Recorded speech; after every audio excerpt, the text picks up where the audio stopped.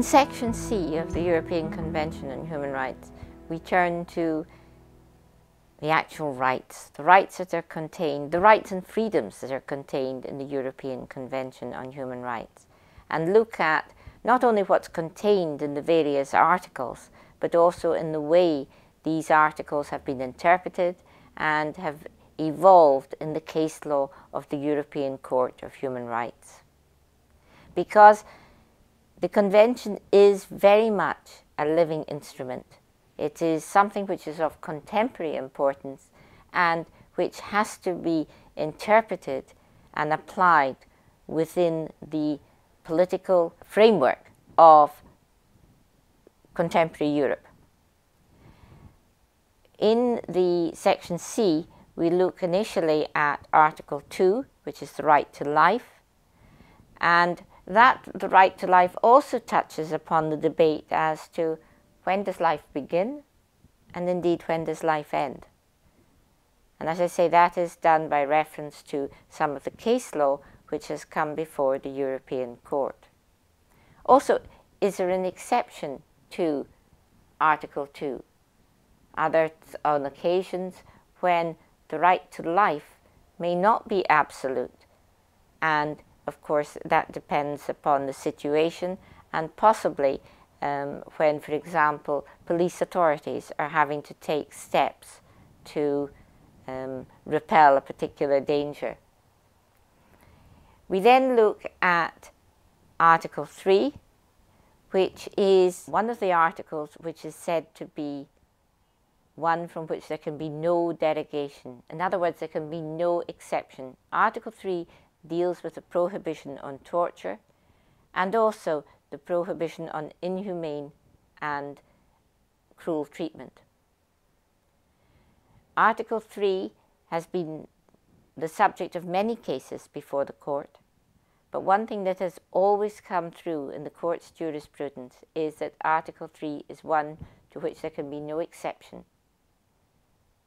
The use of torture is completely absolute, or the prohibition on the use of torture is completely absolute. In Article 4, you have the prohibition on slavery, servitude, and compulsory labour.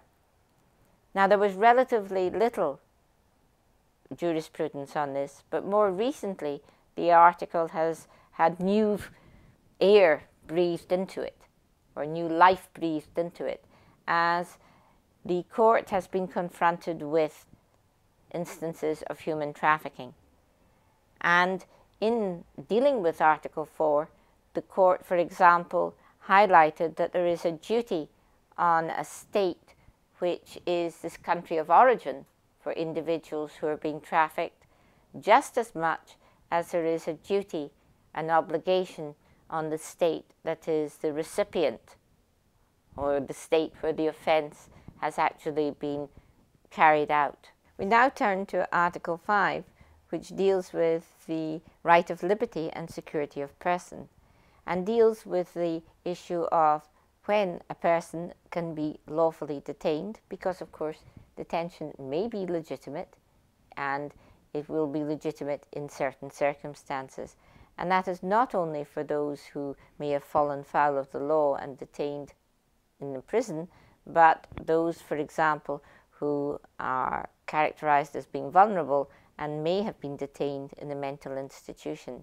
And the importance of Article 5 and the right that it protects is reflected in the fact that one can, in circumstances where one feels that one is being unlawfully detained, challenge that detention, and indeed there is compensation provided for unlawful detention. So Article 5 is again a very important article.